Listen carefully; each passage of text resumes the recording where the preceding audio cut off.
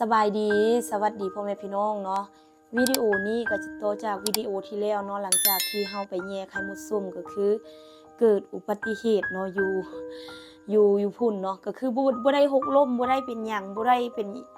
หยังเลยแต่ว่ากล้องเฮาเพเนาะพี่น้องก็คือถ่ายตามถ่ายจังซี่ได้ยินแต่เสียงแกรบๆๆๆแล้วก็เปิดบ่ขึ้นเลยพี่น้องก็คือพังแบบบ่เป็นท่าเนาะก็คือจากอาทิตย์ที่แล้วมันก็เปแล้วพี่น้องเสียงก็เริ่มบ่ได้ยินแล้วแต่ว่าเฮาก็พยายามถ่ายวิดีโออยากสร้างความสุขให้ทุกคนได้เห็นเวลานู่นไปนี่ไปนั่นเวลาไปหัวไปสวนทุกสิ่งทุกอย่างก็คือเฮาอยากให้พี่น้องทางฝั่งไทยหรือว่า FC ทุกคนน่ะได้เห็นเพราะว่าแต่ละมื้อคันว่านุ่นบ่ลงวิดีโอมื้อนึงก็คือรู้สึกผิดแล้วเพราะว่าเขาเจ้าก็กำลังแบบ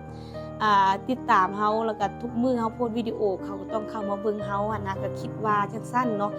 แต่ว่าในเมื่อมื้อนี้ก็คือกล้องของเฮาเป็นจังซี่เนาะอันนี้จะเป็นกล้อง GoPro ที่เฮาลงทุนตั้งแต่สมัยที่แบบว่าเฮาก็เริ่มเฮ็ดคลิปวิดีโอทำอิฐน่ะนุ่นเอากล้องโทรศัพท์ที่นุ่นถ่ายนี่แหละแล้วก็มันบ่กันสั่นบัดนี้แล้วก็ไม้กันสั่นของเฮามันก็ค่อนข้างแบบบ่กันสั่นนั่นน่ะแล้วก็นุ่นก็เลยไปขอเงินนำหน้าสาวเนาะว่าค่อยขอยืมเงินเจ้าได้บ่เพราะว่าค่อยก็บ่มีเวียกเฮ็ดหยังงานทำมาหยังพ่อแม่ก็บ่มีเงินนั่นน่ะสิบอกให้เขาเจ้าขายงัวซื้อกล้องก็บ่กล้าเนาะเพราะว่ายามนั้นก็คือเฮาบ่มีรายได้อีหยังเลยหั่นน่ะเฮาบ่อยากได้เงินเท่าใดก็คือเฮายังขอเงินนำพ่อแม่ก็เลยไปขอนำหน้าเนาะหน้าก็บ่มีเงินบัดนี้หน้าไปขายปักแขนของเพิ่นประมาณบาทนึงบ่บาท2บาทนี่แหละแล้วเพิ่นขายแล้วเพิ่นก็มาแบ่งส่วนนึงซื้องัวแล้วก็ส่วนนึงให้นุ่นยืมแล้วนุ่นไปซื้อกล้อง GoPro นี่ประมาณ10,000ปลายกว่าบาทนี่แหละแล้วก็รวมเครื่องอุปกรณ์อีหยังต่างๆจังซี่เนาะก็เกือบว่า20,000ปลายนี่แหละประมาณนี้แล้วก็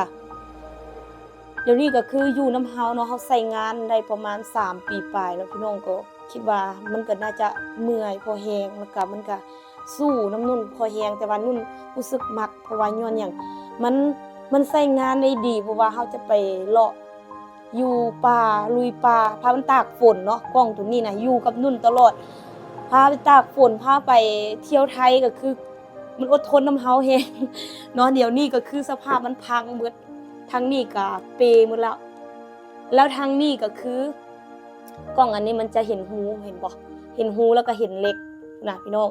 แล้วก็ทางหน้านี่ก็ลายหมดแล้วลายหมดเพราะว่าเฮาใช้งานหนักคือนุ่นว่านั่นแหละแล้วเวลาที่เฮาบ่ใส่ไมค์นี่ถ่ายเนาะบ่เสียบนี่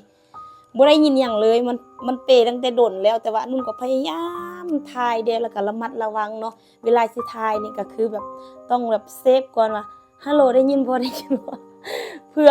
อแบบว่าบ่ให้อันเสียงมันกึกกักเนาะเพราะว่าบางวิดีโอพี่น้องเห็นบ่มันมักยินเสียงกึกกักหั่นน่ะเป็นย้อน GoPro นี่แหละแล้วก็เป็นย้อนอันไมค์ของนุ่นนี่ไมค์นี่ก็เสื่อมสภาพเนาะซื้อประมาณ 3,000 บาทนี่แหละ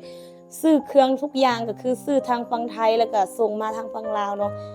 ก็คืออยู่บ้านเฮานี่มีขายอยู่มันแพงเกินกำหนดคือว่าแหละแพงทบเท่ากับอยู่พุ่นก็เลยแบบตัดสินใจสั่งทางฝั่งไทยเนาะให้คนที่แบบว่าเขาเจ้ารับสั่งเครื่องทางฝั่งไทยสั่งมาให้เนาะแล้วก็เสียค่าฝากประมาณ 200-300 บาทจังซี่เนาะแต่ว่ามันก็อยากโดนหน่อยนึงประมาณอาทิตย์กว่าเนาะอาทิตย์ปลายเกือบ2อาทิตย์เลยได้เครื่องประมาณนี้เนาะสิให้พี่น้องเบิ่งข้างในมันอันนี้ก็คือไม้ที่ไม้กันสั่นเนาะที่มากับตู้นี่ก็เปไปแล้วพี่น้อง เปไปแล้วอันนี้ซื้อแต่ประมาณ200 บาทเนาะอันนี้มันจะเบาๆแบบบ่มีหยังเลยซื้อประมาณ200 บาทแล้วก็มาใส่มันก็โอเคอยู่ใส่ได้ประมาณ2ปีแล้วตัวเก่าตัวนั้นมันเพเนาะอันนี้เฮาซื้อตั้ง5เพราะว่าอันตัวซื้อกล้องก็ตั้ง5พี่น้องโอ้ยอันใดก็แม่นซื้อเนาะบ่มีเงินนะอันนี้เปเนาะอันนี้ก็คลุกเข้ามานี่ทางนี้ก็ซอดเนาะเปคันว่าบ่ใส่อันนี้ก็คือเฮาใส่ไมค์บ่ได้เฮาเสียบไมค์บ่ได้เนาะมันจะบ่ได้ยินเสียงแล้วก็เฮาใส่แต่GoProล่านี่มันก็คันว่าเวลาเฮาถ่ายใกล้ๆนี่เฮาปากโมนี่จะได้ยินเสียงแต่ว่าเฮาถ่ายไกลๆนี่เฮาปากมันจะบ่ได้ยินเสียงประมาณนี้เนาะแล้วว่าเราก็อุกใจไปนำว่า โอ้ยเนาะก่อนสิแบบว่าสิได้เครื่องที่มีค่าแต่ละชิ้นแต่ละอันนี่นุ่นต้องเป็นหนี้ว่าคุมหมดเนาะก็คือต้องได้ขอของเขาเจ้าอะนะเพราะว่าหลายคนอาจจะคิดว่าการที่เฮาเฮ็ด YouTube นะคิดว่าเฮาได้เงินหลายบ่เด้อบ่ได้อย่างที่คิดพี่น้องคือแต่ละเดือนนี่ก็คือซุมซาค่าใช้จ่ายอยู่ในชีวิตประจำวันของเฮาคันว่าเฮาบ่เฮ็ดก็คือเฮาบ่ได้เนาะแต่ว่าอันนี้เฮาเฮ็ดย้อนหยังย้อนว่าเฮาบ่มีรายได้ทางอื่นเฮาบ่มีทางจะซอกเงินเฮาเฮ็ดไปก็คือมันก็ซุมใส่รายจ่ายอยู่ในชีวิตประจำวันออกตลาดตะลีบางมื้อก็ไปตลาดได้บางมื้อบ่ไปก็มี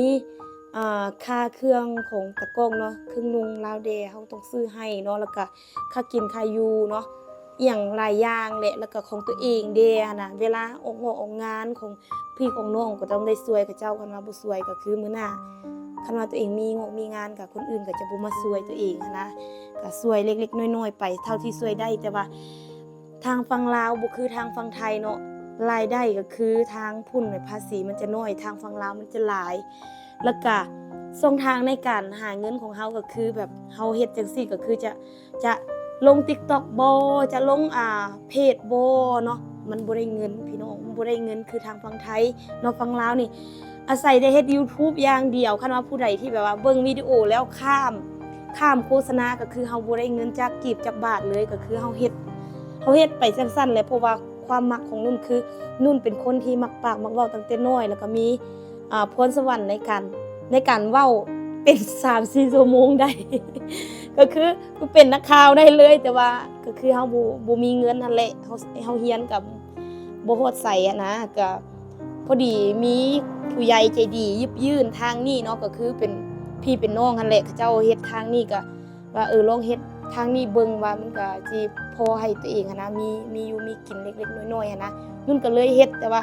เฮ็ดไปเฮ็ดมาก็มักพี่น้องแล้วก็บัดนี้ลงทุนคือนุ่นว่าซื้อโกโปรแล้วแบบ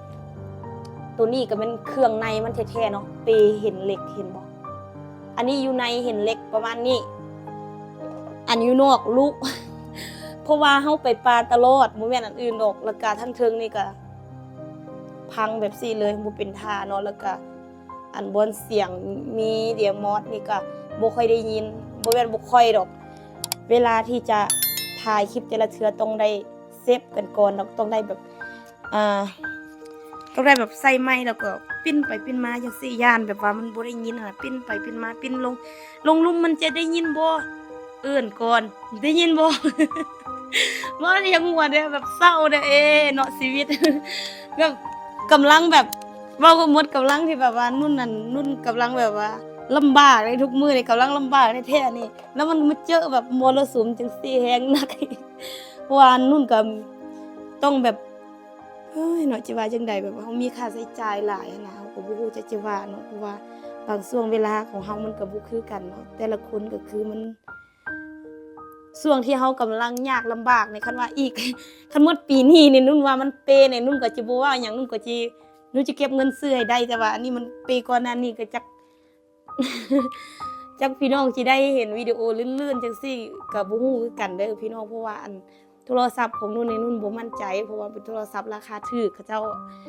ขายเป็นมือสองแล้วก็นุ่นก็ซื้อเป็นโทรศัพท์มือสองมาแล้วก็มันบ่ได้กันสั่นเนาะแล้วก็นุ่นตอนนุ่นไปเที่ยวไทยก็คือมีผู้ใหญ่ใจดีคนนึงเนาะเขาเจ้าเอาไม้กันสั่นให้ถือว่านุ่นเอามาเกาะอันนี้ก็ลองเบิ่งก็ถือว่าใช้งานครั้งแรกเนาะโอเคอยู่แต่ว่าตัวนี้มันจะกันสั่นภายในตู้เลยอะนะเวลาเฮาถ่ายแล้วก็มันก็บ่สั่นคือพี่น้องฮู้แหละหลายคนก็ถามว่านุ่นเป็นหยังมันคือว่าบ่สั่นเนาะคือว่าลื่นดีก็ย้อนนุ่นใส่อันนี้เนาะใส่กล้องตัวนี้ถ่ายเพราะว่าคือตอนนี้โอ๊ยอวสานแล้วเราสิได้กลับมาใส่โทรศัพท์จักสิเฮ็ดจังไดดีจังไดก็ฝากทุกคนแบบซัพพอร์ตแล้วก็ให้กำลังใจนุ่นเพราะว่าคันว่านุ่นบ่มีทุกคนก็คือน่าจะลำบากกว่านี้เลยลำบากกว่านี้หลายเท่าเพราะว่าน่าจะไปทางไห้เฮ็ดหัวเฮ็ดสวนกลับมานี่บ่เห็นนุ่นมาตอนสวยจังซี่ดอก5 โมงแลง6 โมงแลงจึงมาหน้าดำหน้าแล่เนาะทุกมื้อนี่ก็คือนุ่นก็ยังได้ลืมตาอ้าปากซะบางมื้อก็คือเฮาก็ยังได้ไปลิ้นไปหัวน้ำหมู่น้ำคูเนาะแต่ว่าส่วนหลายเฮาก็เฮ็ดเวียกแต่ว่าเปจังซี่บ่มีอันสิให้พี่น้องได้เบิ่งความสนุกสนานหรือว่าการไปเล่นไปเที่ยวของนุ่นแล้วก็การเฮ็ดคลิปของนุ่นคือสิ ลงแดบ่ลงแดเพราะว่าโทรศัพท์ก็คือนุ่นเว้าอันแหละยุ่งยากแล้วว่ารู้จักสิเว้าจังใดกับตัวเองเนาะเพราะว่าอันนี้บ่แม่นว่าเฮาเฮ็ดเปเนาะมันถึงเวลาแล้วเพราะว่าเฮาใส่งานมันดนพี่น้องก็คือนุ่นเว้าอันแหละใส่งานเกือบ3ปีครึ่งเบิ่งสภาพพวกนี้ก็คือคันว่าเฮาใส่น้อยมันก็น่าจะบ่เป็นหยังอันนี้มันเฮาใส่หลายเนาะแล้วก็มันก็เปคือนุ่นว่าแหละเดี๋ยวเอานี่มาประกอบกัน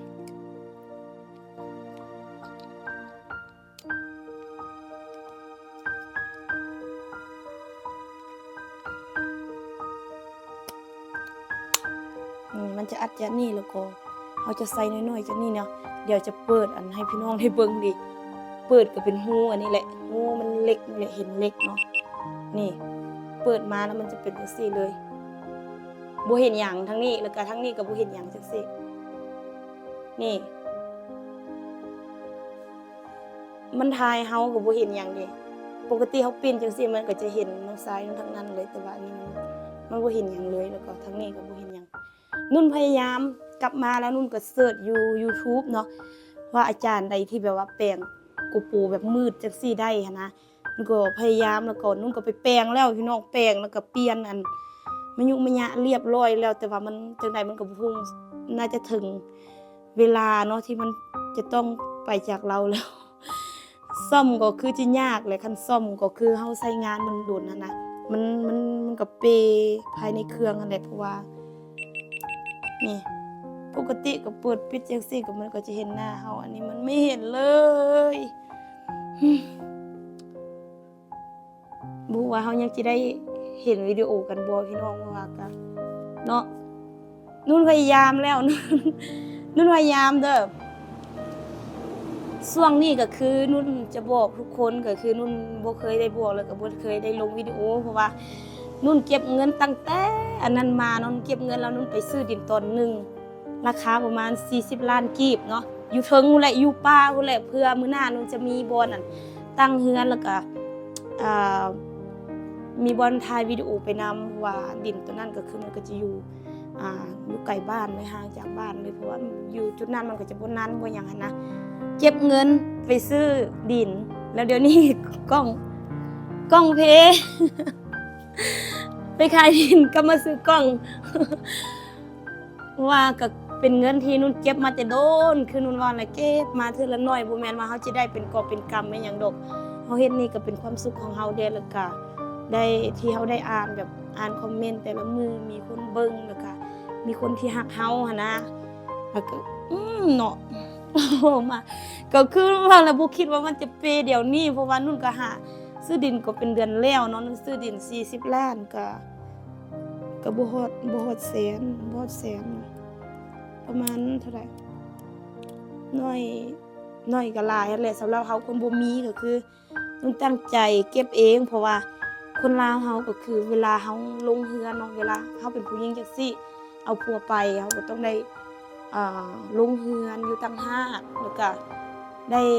สร้างเองสร้างบ้านเองเฮ็ดนี่เฮ็ดนั่นเองอะนะส่วนหลายพ่อแม่ให้ก็เขาเจ้าจะให้ลูกชายแล้วก็ให้ดำเล็กดำน้อยให้เฮาบางเทื่อเขาบ่ให้หยังคันเบิ่งเฮา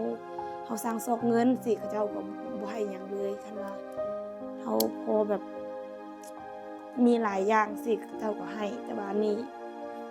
นุ่นก็มีน้องชาย2คนแล้วก็คนนึงก็เอาเมียเนาะก็คือหลานที่นุ่นเลี้ยงนั่นแหละมีเนาะเบิ่งมันแล้วก็เศร้าใจมันเป็นหยังเนาะมันเพนี่อีหยังก็อยู่ข้างนอกนี่ดีหมดเพราะว่านุ่นรักษาพี่น้องแต่ว่าข้างในมันก็จะพังนั่นแหละเพราะว่าเฮาก็ใช้งานมันหนักพอสมควรก็3ปีครึ่งเนาะบ่เคยเป็นหยังแต่ว่าก็มันก็ถึงเวลานั่นแหละเครื่องของอีหยังต่างๆเนาะเฮาซื้อบ่ว่าจะโทรศัพท์รถรางพาหนะเนาะคันว่าเป็น3ปี4ปีมันก็มีแนวเพไปนั่นแหละแต่ว่านุ่นก็บ่ฮู้ว่านุ่นยังสิได้เฮ็ดวิดีโอต่อบ่นุ่นก็จะลองใช้โทรศัพท์ของนุ่นไปเรื่อยๆเบิ่งคันว่าคันใช้โทรศัพท์มันบ่ไปบ่มาก็คือนุ่นก็น่าจะได้หยุดเฮ็ด YouTube เป็นการชั่วคราวแล้วก็ไปเฮ็ดงานก่อนมีเงินจักเล็กจักน้อยแล้วก็จะมาซื้อโกโปรหรือซื้อหยังจังนั้นนี่อันที่มันถ่ายได้ซะแล้วก็เฮาก็จะมาถ่ายเพราะว่าโทรศัพท์นุ่นคือนุ่นว่านั่นแหละมันเป็นโทรศัพท์ราคาถูกแล้วมันกันสั่นบ่ได้เนาะเฮาถ่ายคันว่ามีขาจับจังซี่เฮาไปปามันก็บ่ได้คือกันขาจับมันก็ขาจับใหญ่เนาะบ่แม่นขาจับน้อย แล้วก็ที่จริงในคันว่าเฮาไปถ่ายเฮาไปลุยๆจังซั่นนั่นน่ะเฮาจะถ่ายเป็นโทรศัพท์นี่มันยากเพราะว่ามันสิลกเกาะนี่เกาะนั่นนี่มันบ่ได้น้อยคือแนวนี้เนาะอันนี้มันน้อยแล้วก็มันลุยวงไปอะนะคือโทรศัพท์นี่ยากสุดแล้วก็เฮายังใส่ไมค์อีกแล้วก็มันยากรุ่นเว้าเนี่ยมันยากในการสิใส่ถ่ายคลิปแบบลุยๆคือเฮาไปแต่ป่าตลอดแต่ก็เบิ่งตัวจริงคือนุ่นเว้าหั่นแหละนุ่นก็จะลองถ่ายเป็นโทรศัพท์เรื่อยๆโทรศัพท์มันน่าจะถ่ายแต่อยู่บ้านคันว่าไปป่านี่น่าจะบ่ได้เนาะพี่น้องก็ถือว่าคลิปนี้เนาะนุ่นก็สิได้ปิดเพียงเท่านี้เนาะขอบใจพ่อแม่พี่น้องที่เข้ามาติดตามรับชมคลิปนี้จนจบและคอมเมนต์ให้กำลังใจมาตลอดมาเนาะขอบคุณหลายๆเด้อพี่น้องไปก่อนเด้อบ๊ายบาย